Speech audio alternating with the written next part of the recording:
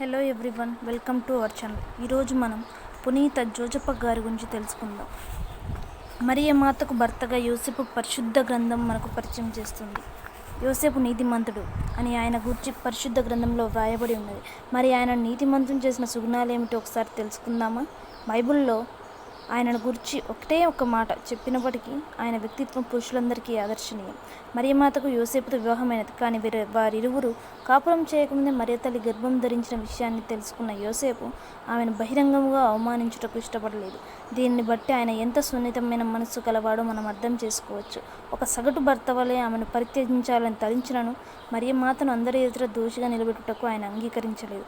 భార్య దోషి అయినను నలుగురి ఎదుట ఆమెను అవమానించకూడదు అని భర్తలందరూ ఆ మహానుభావుని చూసి నేర్చుకోవాలి. గాబ్రియల్ దూత మరియమాతకు ముఖాముఖి కనిపించి యేసు జనన శుభవార్తను ప్రకటించగా ఆమె విశ్వసించారు. కానీ యోసేపు విశ్వాసం ఇంకనూ దృఢమైనది. ప్రభువు దూత కలలో కనిపించి చెప్పినదంతయు ఆయన విశ్వసించారు. అంతేగాక తన విశ్వాసమును క్రియారూపంలో వ్యక్తం చేశారు. నిద్ర నుండి మేల్కొన్న యోసేపు ప్రభువు ఆజ్ఞాపించినట్లుగా తన భార్యను స్వీకరించాడు. దూత ద్వారా సత్యమును తెలుసుకున్న యోసేపు మరియ తల్లిని అవమానించినందుకు ఎంతో బాధపడి ఉండవచ్చు. కనుకనే నిద్ర నుండి లేచిన వెంటనే ఆమెను స్వీకరించాడు. తన తప్పును సరిదిద్దుకొని దేవుని పట్ల తన భార్యకు తనకు గల విశ్వాసమును మరియ మాతను స్వీకరించడం ద్వారా క్రియారూపంలో వ్యక్తం చేశాడు. ఏ భర్త అయినను తన భార్య పట్ల అపోహత ఉన్నచో నిజమును తెలుసుకున్న వెంటనే పొరపాటును సరిదిద్దుకునే పనిని వెంటనే చేయాలి.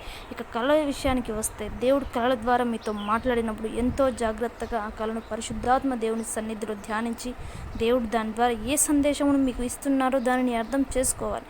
అంతేకాని అది కలయే కదా అని నిర్లక్ష్యం చేసి త్రోసివేయకూడదు. నిద్ర నుండి మేల్కొని మరియమాతను స్వీకరించిన నాటి నుండి యోసేపు ఆమెకు అన్ని వేళల్లో అండగా నిలిచాడు.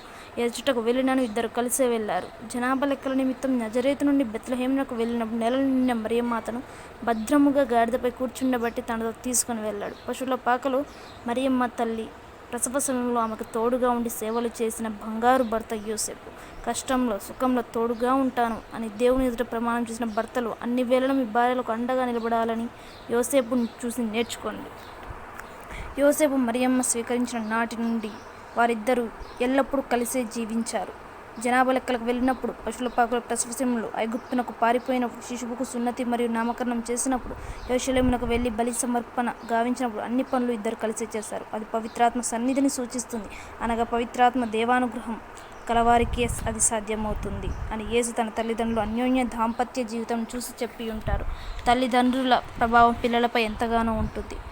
30 సంవత్సరంలో వారి పెంపకంలో యేసును కరుణామయునిగా, ప్రేమామయునిగా, పరిశుద్ధునిగా తీర్చిదిద్ది లోక రక్షణకునిగా దేవుని చిత్తమును చేయుటకు లోకమునకు అందించిన మరియ తల్లి యోసేపులు సమస్కృతులు. దేవుడు యోసేపును ఎంతగానో దీవించాడు, విశ్వసించాడు.